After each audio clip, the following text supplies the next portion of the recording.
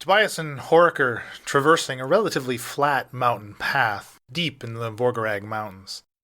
A common place to find the two of them in the handful of months that have passed since Nina Dari's departure. Months of searching for any sign of Danzig has proved fruitless.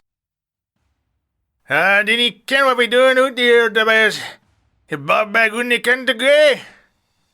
Look, I know we've been looking a long time, but I still think he's out here somewhere.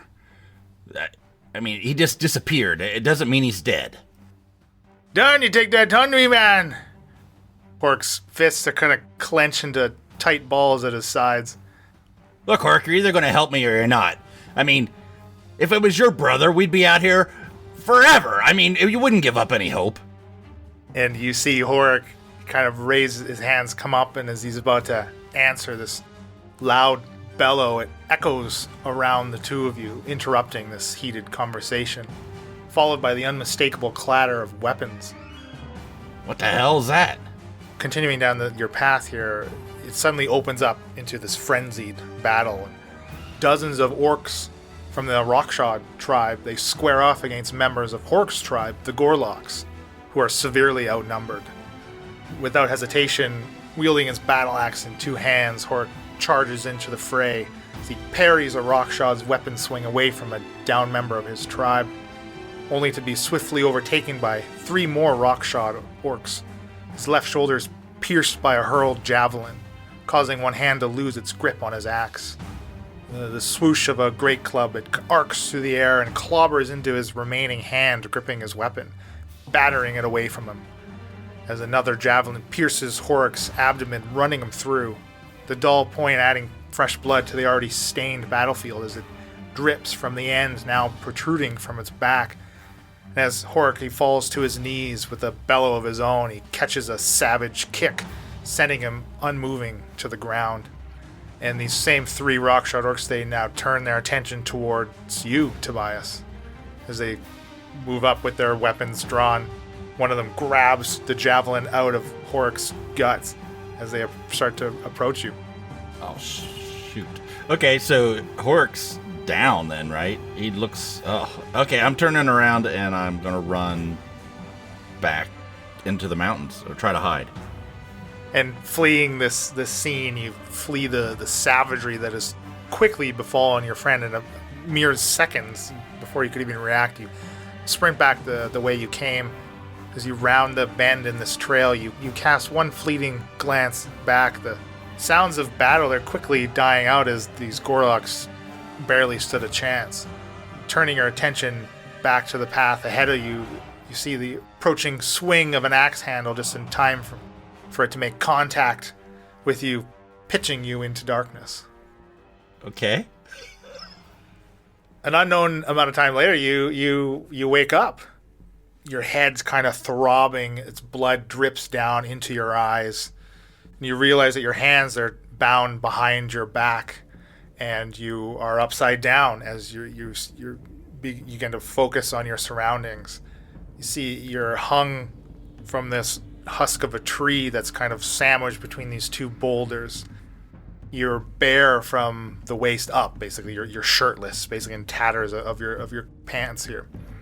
And as you struggle and pull against these ropes, you kind of start to slowly twist from your hanging position until you turn face to face with an orc warrior. Your quickly focusing gaze meets his at eye level. I'll shake my head and try to get the blood, that's going down into my eyes, and so I can get a clear look at what's going on here. And these are the Rockshod guys, so...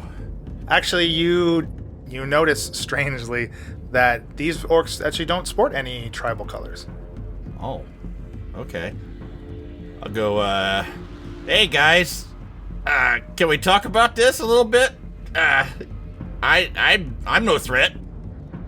Settle down, half-man. You'll suffer and soon. What do you mean? Well, soon we eat you. Oh, wonderful. You don't want to eat me. I don't taste very good. I guarantee you. Oh. And he gives you a big poke in the chest, a hard poke, and you begin to start swing back and forth. You see he pulls his hand back and it's covered in honey as he licks his finger. And now your torso is completely coated in this honey. Oh, you marinate now. You taste good soon. Well, hell, why don't you just go ahead and eat me now? Just get it over with. You're not ready yet. We still full from lunch. I'm gonna spit on him. Just spit whatever blood I have in my mouth and go, come on, you son of a bitch, eat me now. And he wipes it off of his face with one big, meaty hand.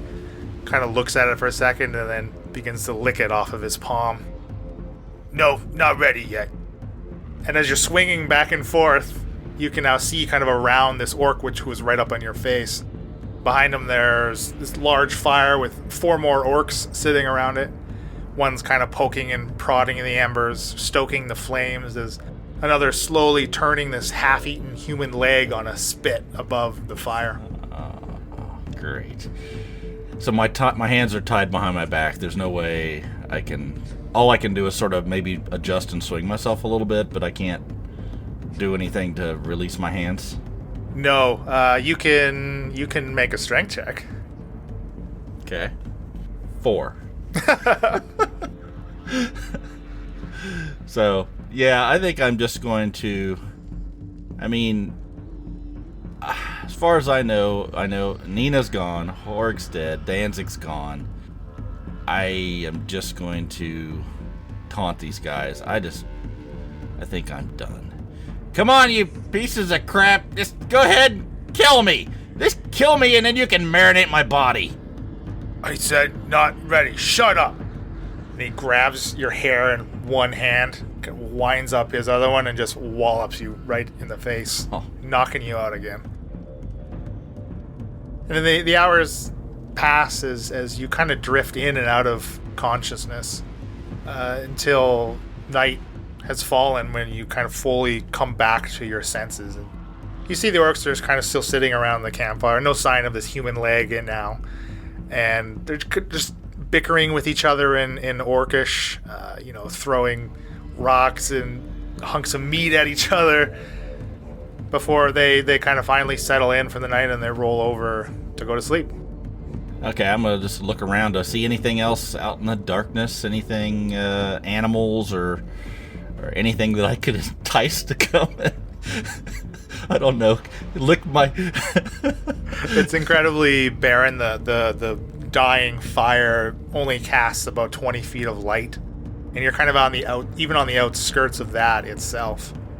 All right, I'm gonna just try to annoy them so they'll at least come and kill me. So I'm gonna start yelling, "Hey, am I ready yet? Am I ready yet?" And at first they just kind of ignore you. One of them, a different one than you were speaking to before, kind of turns over and gives you a look, just lays his head back down, going back to sleep. I'll just start yelling more. I'm not going to stop until one of them comes over and puts me out of my misery. Come on, you pieces of crap! Come on! Nobody's getting any sleep tonight until I'm dead. Shut up, Half-Man! I smash her mouth! Blood. Yeah, good, smash it. I add blood to marinade. Yeah, whatever. Yeah, so he gets up and he grabs this large club, kind of, patting it on his open hand as he walks towards you. Okay, I just swing over at him and spit at him a few times. Go, make it a good one. Hit it, get it right on the head the first time. Stop moving so I can. And he winds up with two hands like a batter stance. Before he can swing and put you out of your misery, an arrow comes flying out of the darkness and embeds it into this orc's skull and drops him to the ground. Okay. I'll try to shake as much as I can and spin around and see what the hell, just where that came from.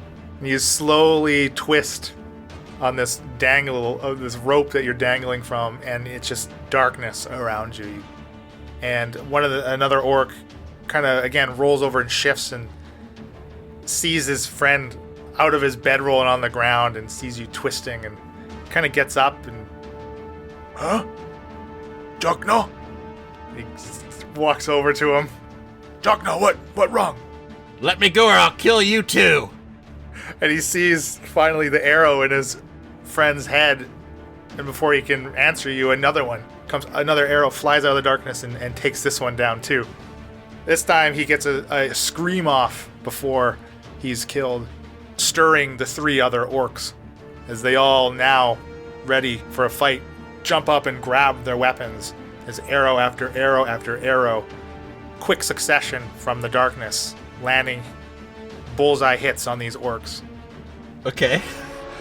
How many are left? All 5 have been quickly dispatched in a matter of 15 seconds. And this cloaked figure emerges from the shadows now as you are kind of twisting around back to the campfire.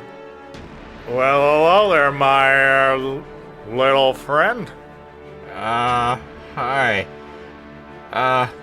Hey, thanks for killing those guys for me. I was just about to get to it myself. It looked like you're in a bit of a sticky situation. You could say that, yeah. And he comes right up to you and stops your rotation as he puts a light hand on you. And you see he's a human, about middle-aged. His face is quite scarred and worn, showing experience of a hard life.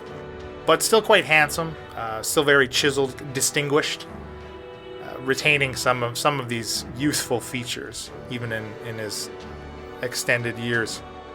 Well, if you're gonna eat me, I suggest you just go ahead and put me out of my misery too. Don't just leave me hanging here. Well, I don't think I'll be doing that there, partner. Okay, I'll just sort of give him a little shake over and go, you gonna let me down then? And he grabs the rope, kind of moves again out of your vision towards where this tree is kind of anchored between these boulders, and grabbing the rope and gently letting you down, because you're like 6 feet up in the air, basically, to be able to meet the gaze of an orc as he lowers you to the ground and unties your bound hands. All right, I'll sort of roll over and try to wipe off some of the honey and stuff that's on me. Can I find my shirt? Is it laying around? My weapons and stuff? Yeah, you see whatever you had on you is kind of cast aside near where the 2 boulders in the tree where the anchor point was. Okay. Now you hitting the floor, you're kind of covered in dirt now and pebbles stuck to the honey. Oh, can those little legs work? And I'm assuming I've been hanging for hours. Yeah, so yeah. Sort of smack onto my legs a little bit and try to get them to wake up and maybe crawl over, pick up my dagger and try to wipe everything off and go, yeah, I think I can walk. I definitely don't want to stay around here any longer than I have to. And the man, he kind of holds a hand out to you. They call me Killian Van Corian. Tobias Forge. I hold my hand out to him, wipe it off a little bit, and get the honey and gunk off of it, and wipe it on my shirt, and then put my hand out to him. Follow me there, friend. Sure. All right, wherever you're going I'm right behind you. And he leads you off into the darkness, away from this camp.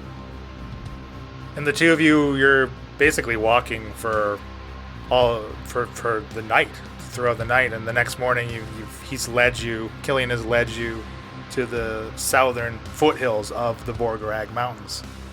So there, buddy, where you think you'll be going next? Well, your guess is as good as mine. I mean, I don't really have any place to go. There's nothing back where I came from. My brother's dead. The only woman I ever had feelings for is long gone. And I think my best friend just fell in battle. I don't know. I don't know where I could go or who I could trust anymore. He kind of, he regards you and kind of takes all this in. And takes a few seconds before he answers. Sounds like you have been getting the shaft there recently, my friend. And a few more seconds pass. I'm just going to sit there silently, sort of contemplating everything that's been going on, staring out over the valley, and sort of look up at him and sort of shrug my shoulders and go, yeah. And kind of now in the morning light, he gives you a bit of a more of a look over than what was quite pertinent at the campfire, and even by torchlight navigating the mountains. Well, I could use the help of a little fella like you. Some business in Drukal, you ever been? No. Well, if you're interested, tag along with me. I can teach you some things. So I sort of look him up and down, like, this guy's a little bit strange, but he's obviously has some skills, and I don't know. What the hell else am I going to do? So I'll sit there for a second, and then I'll go, yeah, why not? What the hell do I have to lose? It's a good time for me to start over. I don't have anything left to lose, so let's go. Well, that's mighty good to hear there, friend. I'll teach you to be the one giving the shaft rather than being on the receiving end. Yeah, I like that. Why not? I mean, them all. This time I'm doing it for me. That's the ticket. Them all. Well, shall we proceed to your new life there, Shaft?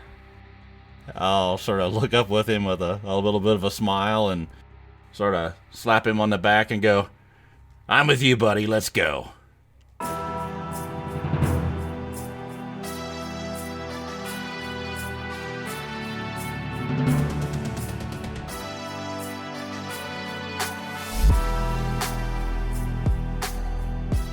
Last time on the Incorrigible Party. Following the newly met dwarf into his secret storeroom, Falzarin and Shaft inspect his wares, the wizard scoffing at the selection, as usual. They ultimately settle on acquiring magical tattoos that summon the depicted beast as an ally. Meanwhile, Shakara and Mia get their first up-close look at the city of Heraklion, with its varying architecture and tiered landscape, as they find their way to the Knowledge Center seeking information on the Kraken and the Nyogi. Falzarin leaves Shaft to get a drink at the Creepy Aura, and heads west from Port Heraklion, diving into the sea, hopeful that he has not missed the regular Triton patrol in the area. He upturns a specific stone in the heart of a growth of coral, before returning to the shore and heading to meet up with Shakara and Mia. And now, let's see what mischief our adventurers get into next. You make it to the gates, and of course you know, again, taking in the same scene of this city, which type of buildings equate to which. You know, the evocation sector is constructed from more of these stone buildings tucked into the southwest corner of the city, and has this carved moat that's been dug around it. It's filled with this clear blue water. It's still as glass, with a wide sweeping stone bridge that connects its buildings to the inner city, kind of keeping this safe barrier away from any maybe spells that may go awry in the middle of this city. The conjuration and abjuration sector is sporting these circular buildings capped in tall green spires. They seem to be very clearly inspired by elvish architecture. Divination and enchantments section there, much more rectangular, with these maroon roofs, aspects of dwarven architecture showing through. And the necromancy sector's buildings, they're made of a very porous, faded limestone, covered in these creeping growths of dark green mosses and lichens. And finally, the transmutation and illusion sector, they're comprised of these thin, tall buildings with turquoise green shingled roofs decorated with strippings of these dark stained wood that trim the length of the buildings. It's good to be back in my hometown. I look look over to the evocation side of the city as I pass it and look at that beautiful stonework. Not a scrap of wood to be found. Perfect place to practice a fireball. So I head to the center of the city and take in this vast building that is the knowledge center, and I head inside. Okay. And again, a large building. Is there something that you would want to look into as well, or do you want to speak with Shakara and Mia first? Or I'm going to stop at the desk and ask it. There's two people who are companions of mine, and they might look a little bit out of place if you saw them. Have you seen two ladies who are not wearing robes? They're wearing quite a bit of armor, actually. Does that ring a bell? Oh yeah, they certainly do. Yes. The last I spoke to them, I directed them to the lore and legend section. Ah, okay. Excellent. Thank you. So I think Falzarin, he'll go meet with them and see if they've discovered anything useful before he goes to read up on anything in particular that he wants to read up on. So I'll head over to that area, see if I can see them. And you do find them kind of leafing through these thick, dusty books, quietly conversing with each other. Look at all of these massive bookshelves. Isn't this place fantastic? It does not have quite the information we seek. Oh. It's a little bit disorganized for my taste. I'm quite fond of this place. I've spent many, many long hours just devouring all of the knowledge that there is to be had here. Oh, I can see your point, Falzarin. Sorry, I don't mean to offend. I just... No. When you're looking for something specific, it's terribly difficult to find. No, that's quite all right. I understand. I think the hunt for that morsel of information is part of what I enjoy so much. It's part of the challenge. I'll pick up 3 big dusty books and drop them in his arms, and I say, You look. There is no information on how to tell if someone is a deep scion. and I will watch him closely at this information. So you guys have both been reading up on deep scions? And krakens, amongst other things. Yeah, I went over and tried to find out things about the Niyogi, but I don't know. I'll be honest, I think those are all great areas to read up on. And Shakara, I am a bit worried about... It's a shame that you haven't been able to find anything about detecting deep scions, because I think that's what was back at the dock, that man who got crushed who turned into something else. Yes, and no one knew that he was one. They all seemed surprised and shocked. And I'll be honest, I'm worried about the people that I intend to go meet here on Heraklion. What if one of them is a deep scion? How will I know? When we turned the guy into the guards, they said we're gonna have to tell the elders about the Kraken. What if the elders are deep scions? That's a good point. I don't know. I don't know what else to do. If they're not, I have to tell them. I mean, like I said, I can study up on my zone of truth, but there's a chance that they could kind of answer without answering my questions. Shakara is obviously flustered from 4 hours of studying and not getting the information that she wants. Mm-hmm. I'll say, Short of killing people, there doesn't seem to be a way to tell. I am not quite ready to go that route. Me either. I mean, I would hate to kill innocent people just because of suspicion that they might be something else. Well, that's too bad. I was hoping that you two might have come across some useful information in the time that I was away. Well, we do know how to recognize a Kraken's lair now.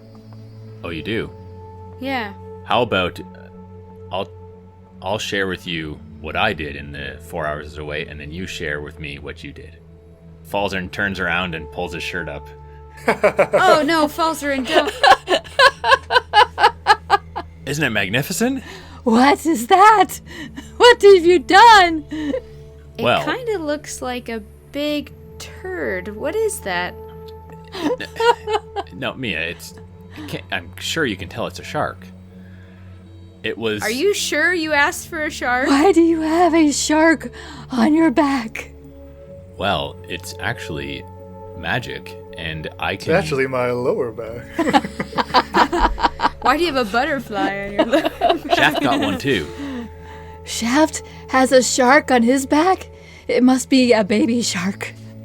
Shaft's a little bit different, but this tattoo here can turn into a magical shark that could potentially help us if we ever run into that kraken or some other sort of danger in the water. I think it will be quite powerful. That is interesting. Yeah, and he pulls up the shirt on his arm and shows them the tattoo on his bicep and says, "This can turn into a giant wasp if we should ever need help." Whoa, look at that stinger. That is an impressive stinger. Yeah, he flexes and there's like no muscle there at all. Were you muscular, the bee's wings would flap when he flexed, but unfortunately there's no bicep to manipulate. Yeah. So tell me what you found out about the kraken. Where do we begin? They were used as slaves until they broke free. And now they are just wanting destruction. So they're evil. Yeah, for a minute there I thought reading about their intelligence meant that they could be reasoned with, but they really want to destroy anything on land, any civilization. Now, who were they enslaved to? The gods, I believe. Yes, some higher being. But they themselves are higher beings. Krakens and aboleths, they are able to create deep scions. Oh, that is interesting, but the kraken has not been around very long, and Brendel, I mean... That's what I mean. Who is creating these deep scions in Heraklion? And by what means? And how long ago? And where? And why? And there's more questions than answers, and we're frustrated. Yeah, this is all a lot to think on. I guess the good news is that my apartment will be a Your quiet... apartment's in the library? No, it's not. A boy can dream. It will be a quiet place for us to rest tonight, and perhaps we'll wake tomorrow morning and be able to make a bit more sense of this information. But until Shaft shows up, I'd like to do some reading myself, and maybe we can keep studying. Who knows what we might come across. There might be some bit of useful information that can help us. I think I am through reading. You two carry on. I will wait for you and wait for Shaft. Okay. There are some very comfortable couches over there, Shakara. If you want to take a nap, that's something that's commonly done here. No one will think anything of it. Are there any coloring books or anything? I think I'll just go wandering the aisles, just looking at the books. I'm not gonna. So, Falzern, what kind of stuff do you want to look into? Given that they've spent several hours already looking into Kraken and Nyogi and Deep Scion, I will probably read up on Archfey. See what I can find out about them. So, you, being from Heraklion, you know that source of magic is again against tradition here, and you would be very unlikely to find information on such a being. I see. Okay. Ooh, I know what I want to look for. I want to look for information on the Tritons. You're napping. Sorry. I'm wandering the aisles. I guess if Archfey will be a dead end, I'll perhaps stroll over to where I might be able to find some information about necromancy to try and see if I can correlate anything that might be written in any of those texts with this black ooze and what I've seen with the rabbit that came back to life and Barry the Badger that came back to life. That's good thinking. So Falzarin suspects that might be some sort of necromantic magic at work there. Okay, and Shakara, you do want to look into Tritons? Yeah. Shaft, what are you doing here? You're still in the creepy aura. Okay, so I'm gonna head back up to the bar and sort of get up on the stool again and talk to the bartender and go, "Hey, what was your name again?" And stick my hand out. Oh, My name's Hefe. Hey, Heffy. Nice to meet you. No, it's Hef, eh? Oh, Hef. Yes. Hefe, gotcha. Yes. Gotcha. Hey, you wouldn't happen to know where a guy might, find a good time here, if you know what I mean. Oh, yeah, down at the end of the port, eh? Down to the end of the port, I sort of point. Oh, yeah. We get many sailors in here. Awesome. That's great. Now I want to kick everybody off. So, Hefe, before I go, enjoy a little bit of comfort, I need to get back down and talk to your buddy again, if I can. Oh, yeah, okay. I mean, you were down for a long time, eh? Yeah, I know, but my friend left, and I might have something I might be interested in that, just between he and I. All right, you know where to find him. And you hear that distant, muffled bell ding as you leave him. Okay. And you see Tenchi come out of the stall once more. So, you change your mind on another tattoo, eh? No, not interested in anything else. I'm interested in, you want to make a quick 50 gold pieces? Well, I'm certainly always up for making some money. Yeah, you don't have to do much. Just need you to store something down in your little locker for me. All right. You don't need to do anything. Don't want you to look inside. Probably not a good idea. 50 gold, all you gotta do is store it until I get back. And how long am I storing this for? I'll tell you what we'll do. I'll do the 50 gold pieces just to store it, and then I'll give you another 50 for every week that it stays down there. And it's small. It's basically a barrel. All right. I got room down here. Yeah. And, just so I trust you. You seem like a nice guy. But this is really important to me. So I want to make sure we are on the same page here. I sort of look in his eyes. You're not going to look in it. And we're going to keep this secure between you and I. Nobody else talks about it, right? I mean, this is where I conduct my business here. If I bring other people down here... It's not for sale. Got it? I think I can work with that. I mean, goddamn, it's easy money, right? Alright. Sounds like we got a deal. I'll be back in a minute. I take off. I go back out and head back to the Rising Starfish. What is it, 2 or 3? Rising 3. Rising 3. So it's more evening time now? Yeah. I'm gonna head back and try to get onto the boat. I'm not gonna be necessarily stealthy, but I'm not gonna be trying to draw any attention. And I'm gonna head down to where Danzig is being kept. And you kind of quickly walk past Grimby. He's at the helm. He seems to be, kind of investigating it. And you see he's got like the cover of the levers. He's got it like pulled off, and he's looking at all of the inner workings, kind of really inspecting the boat and stuff. And he doesn't seem to notice you walk by him. Okay. So my goal here is to go and open back up this is a regular sized barrel. It's a little larger than a barrel, but it would take up like a 5x5 cube, basically. Okay, so this is something that I can't move on my own, or I will need some help? You would need some, especially with it filled with water, you would definitely need some help. Okay.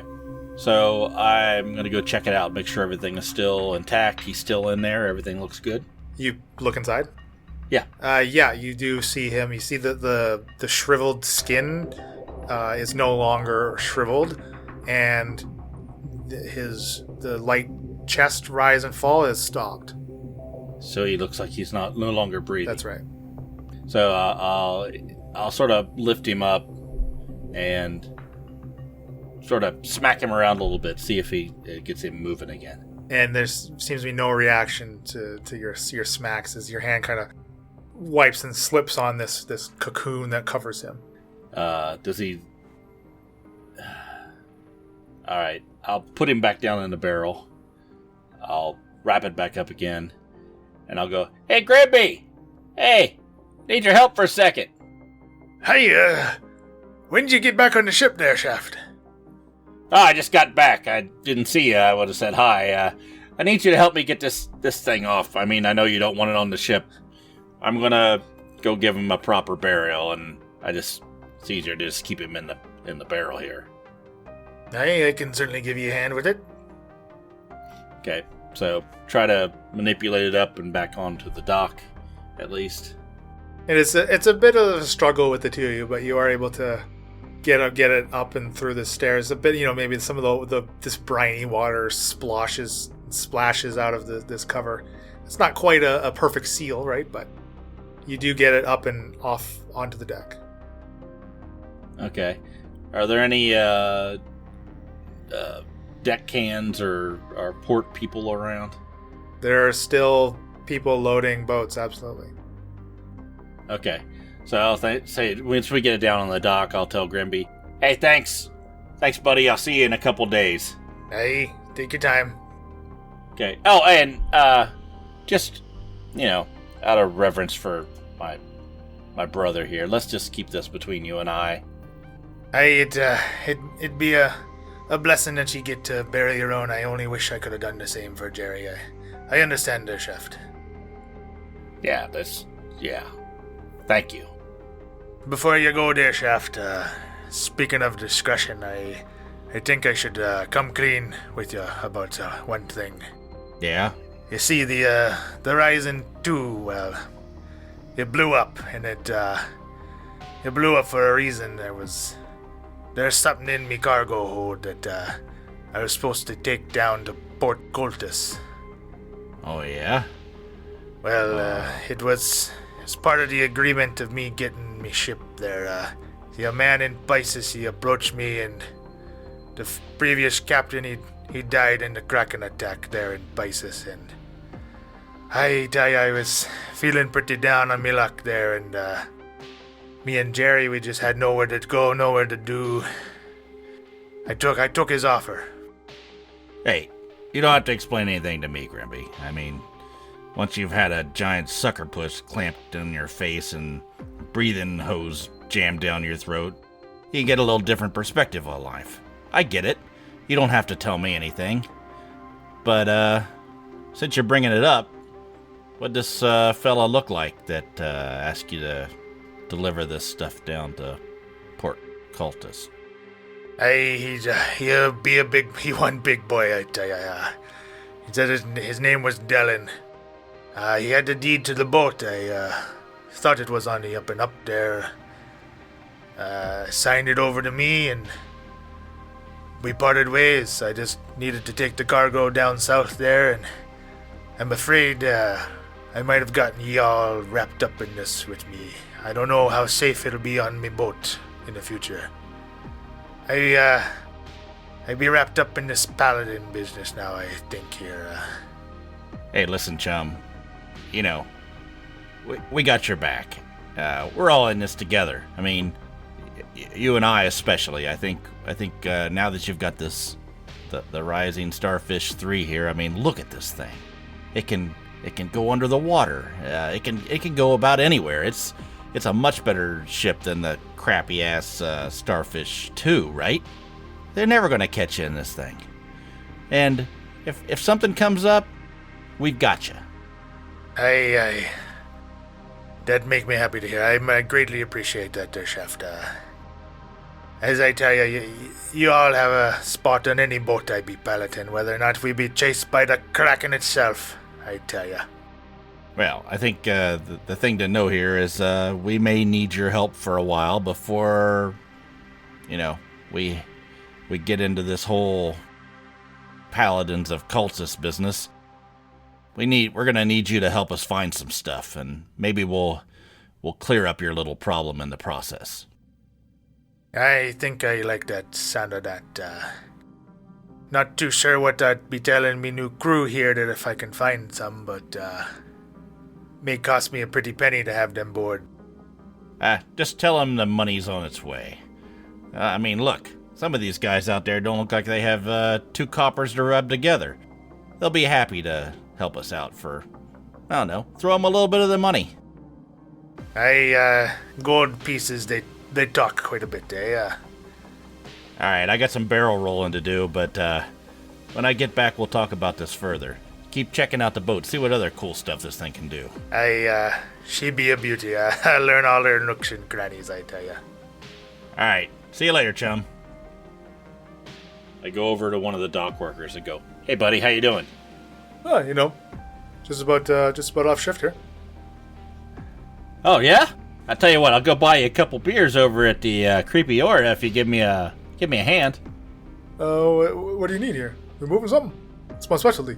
No, I just need to take this barrel of ale I need to take over to the Creepy Ora. It just came in on the ship, and I want to take it over there, and I can't lift it myself. I'm the little guy, as you see.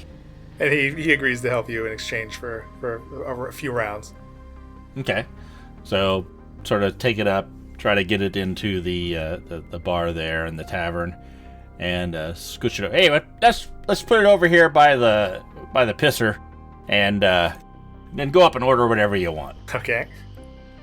And he does. And then once he's in, I'll open the door, sort of slide it in there, and give a wink to the bartender and go, sort of point over at the thing like, okay, ring the fucking as you're bell. Dragging this barrel, you're kind of getting some odd looks from the people in it, but they just indulging in their libations, and Tenchi comes up and out of the stall again.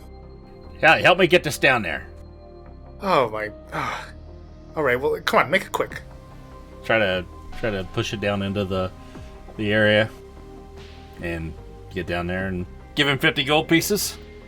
And say, nice doing business with you, and I will be back. Keep a tab. All right. No questions asked.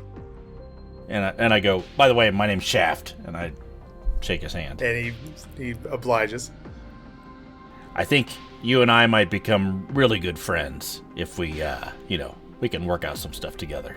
Well, friendship, I think, will be about as strong as the amount of gold you can pay me. So I'm happy for it. Let me tell you, I have some contacts back on the mainland that might be able to supply you with things to make some extra cash. You and I, we might be able to work something out. You know what? I think I like the sound of that. I turn around, walk up the steps, and see you later, and go up and have another beer with my new friend from the port. Just sort of talk to him a little bit about the stuff coming in and out of the port, anything weird, and sort of say, hey, were you working a while back when the guy got crushed? Did you see that guy? Turned into like a fish type of thing. Yeah, that was my friend. That was your friend? The guy that got crushed? I thought it was. I don't know. Oh, dear God. Hey, bartender. Bring me something a little stronger for this guy. He just lost a pal. I mean, God. I'm so sorry to hear about that. Oh, jeez. And what the hell was that? I mean, shit looked like a big snake. Like metal snake of some kind? Did you see it? I saw it. Yeah, I saw it. We picked it up.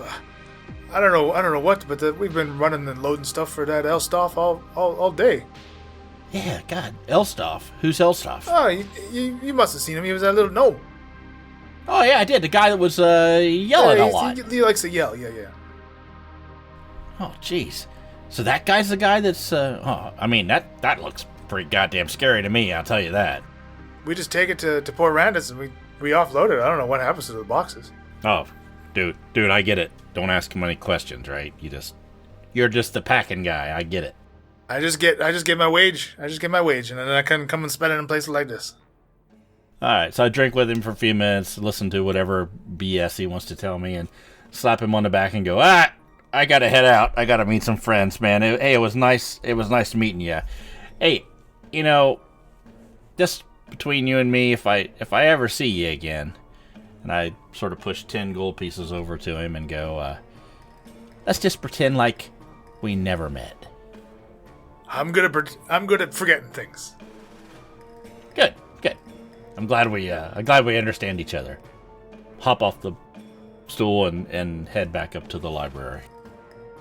So Falzarin, a kind of another almost hour-ish passes as you're looking into necromancy and trying to find some connection between this school of magic and this black slime that you've witnessed and seen its raising effects.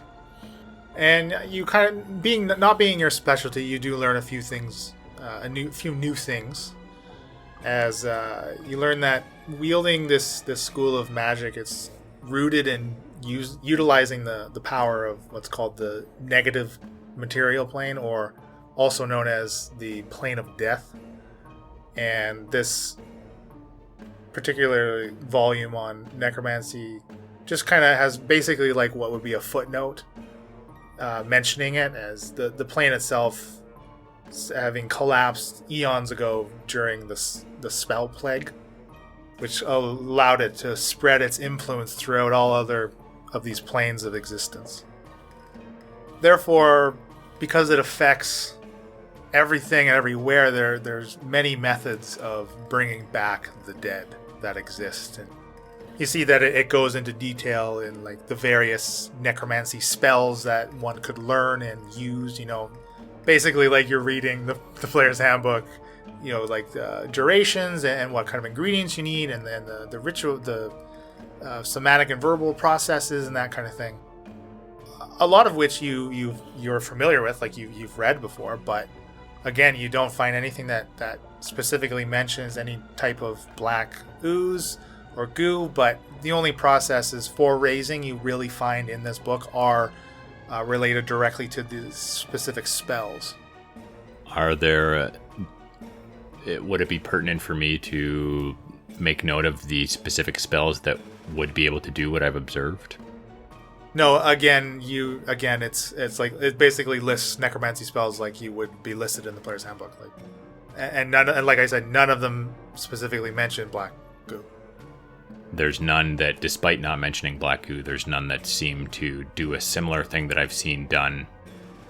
Well, you've seen a dead creature reanimate, is what you've seen. So all of these spells depend, right? So there's no real thing that stands out about what I've seen that would narrow down the list at all. So you're saying there's no useful information in this great knowledge area resource place? There's plenty of useful information. Look at all of these necromancy spells here that you could potentially study and learn. None of them happen to have anything to do with black goo or ooze. So no information that we need. Well, this is, knowledge is sometimes hard to cipher through to get to that little nugget that you're searching for, and that's part of the fun, Shakara, is the hunt for knowledge. I do not find this fun.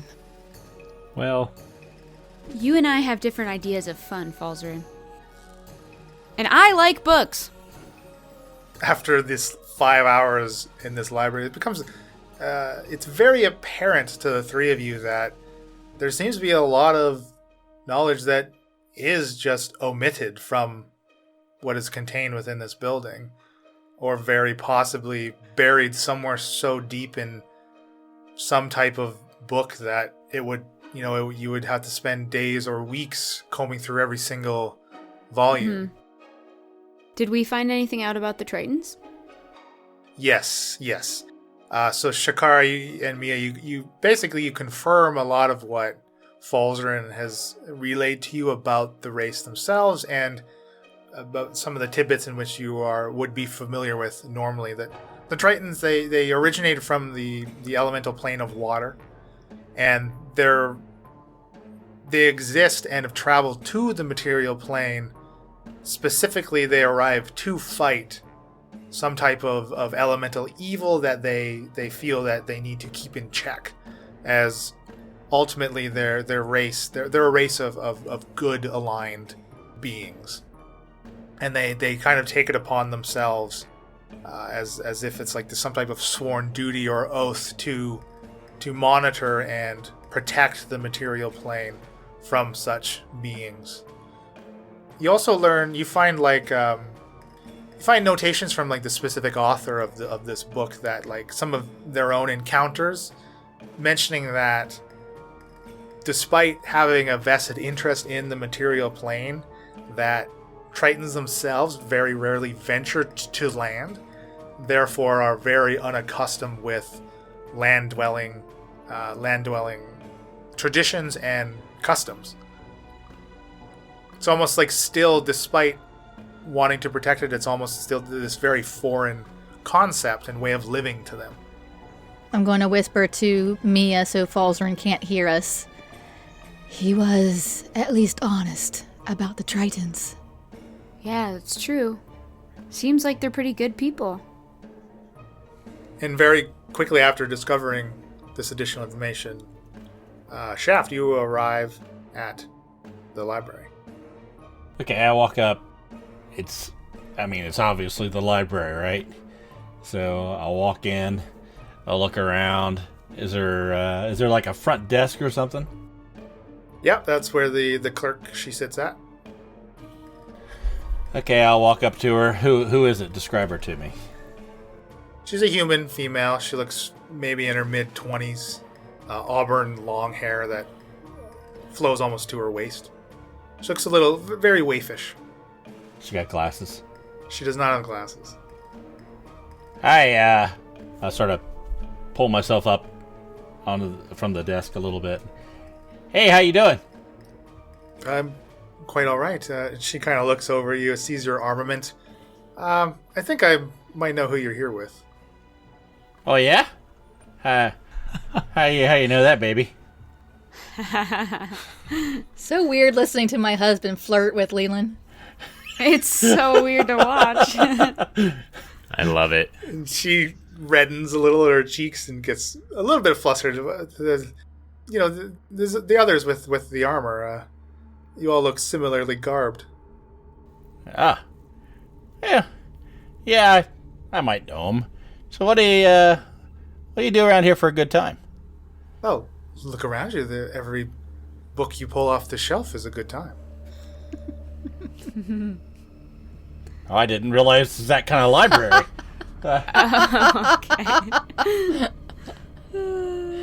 Okay. What do you suggest? Well, I'm. Because I have a suggestion. Well, I suggest you maybe look at some of the volumes in the back of the library. Kama Sutra. Oh, yeah? You like the books in the back, do you? It's getting bad. Wow. Oh boy. Here we go, folks. I'll take my books wherever I can get them. I like your style. So where are these guys that you said were wearing armor? Well, the last time I saw them was near the middle of the library on the second floor. All right. Well, you working? What time you get off? Pretty soon, actually. I've been here all day. Oh, great. I'm gonna go up and see my friends, and maybe I'll check back with you. Sure, maybe. I can help you if you want to check a book out. Yeah. And I wink at her, and then I head upstairs. And you do finally rejoin the party. Is this gonna be one of those moments, Leland, where we're all listening back? Like, he told us to check out the books in the back. No one checked out the books in the back. It has everything we're looking for back there. Now I'll walk up and go, hey guys, in a lot louder than probably needs to be said in a library. Shaft, how many drinks do you Hey, have? what's up? I've had a couple. All right. How about you guys? You done with your book learning? I think we've learned everything we can learn tonight, and it's getting a little bit late. I think we're all ready to get a good night's rest. Did you talk to your pals yet? No, I think that's something best done tomorrow. All right. Well, let's find a place to crash. All right, let's head back to my place. Yes, let's leave this place. I am tired of books. So I lead them out of the library, and we head over towards the southwest side of Heraklion to the evocation district. And so we approach this part of this part of the city, and there's a nice stonework bridge that crosses this moat of nice clear blue water and leads into this district that has a stark difference in the architecture. Everything's made from stone. You don't see a scrap of wood or anything flammable for that matter around. Very utilitarian. Yes, exactly. And so we wander a little ways and come into a part of this district that's a bit more quaint, nothing fancy, and I show them up to this row of small houses, kind of like townhomes. They're very cookie cutter as well. Again, much in the focus being the magic and the studying. Lavishness is not much to be found throughout Heraklion, as far as living quarters go. Yeah, there's certainly no dwarven stonework or anything, any fancy carvings in any of this stone. It's quite just functional. From the outside, at least. So I show them up to my house, and I say, just a moment, please. And I give a little feel around on the bricks here, the stones outside of the front of the house, and I find the right one and give it just a certain type of knock in a few different places, and it kind of shuffles a little bit. I'm able to crack it out a little bit. I pull a little key out from underneath it, put it in the lock, and give it a turn. Say, welcome to my humble abode. What does it look like inside? So as we go inside, it's you can tell that it hasn't been lived in recently. Maybe a little bit dusty.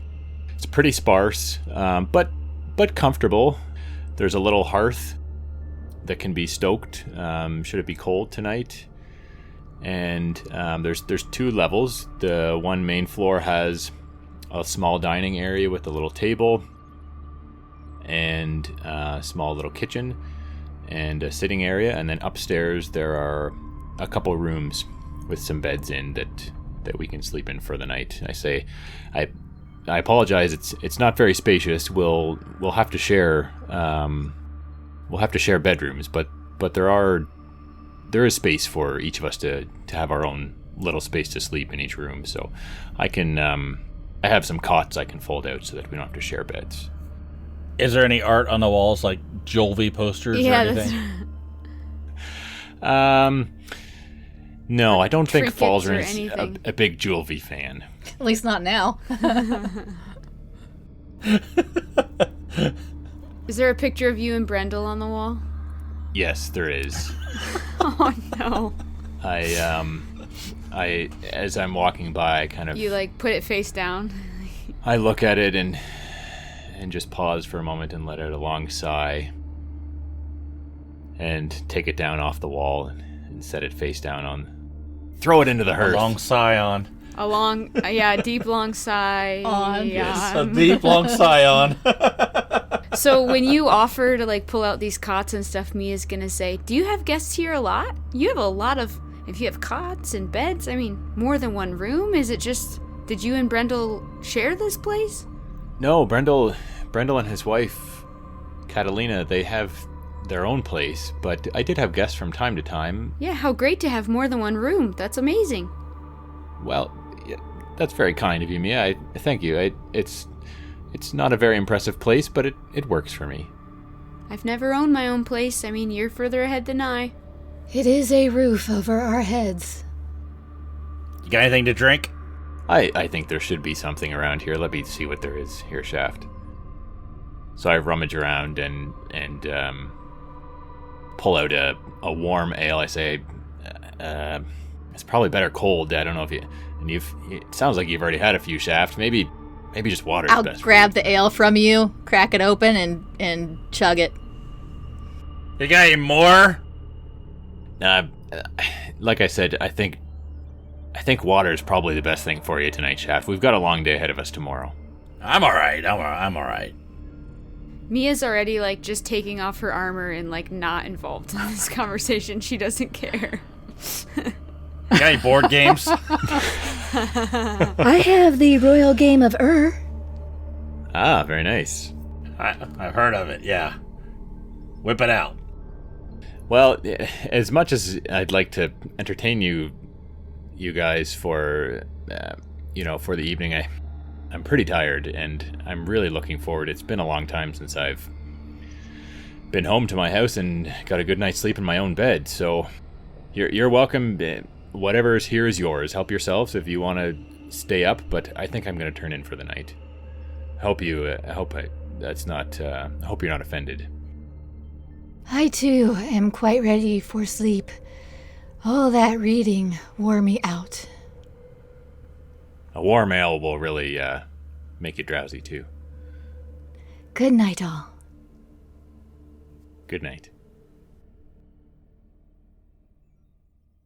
And that's our show. Be sure to follow us on social media, Incorrigible Par on Twitter, Incorrigible Party on Facebook and Instagram.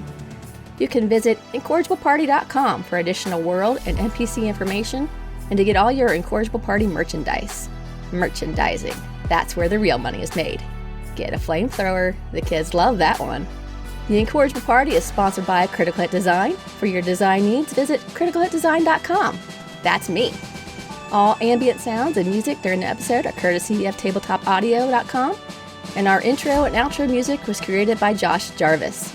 You can contact him for your own musical inquiries via email at jamesmercymusic@gmail.com. Happy adventuring!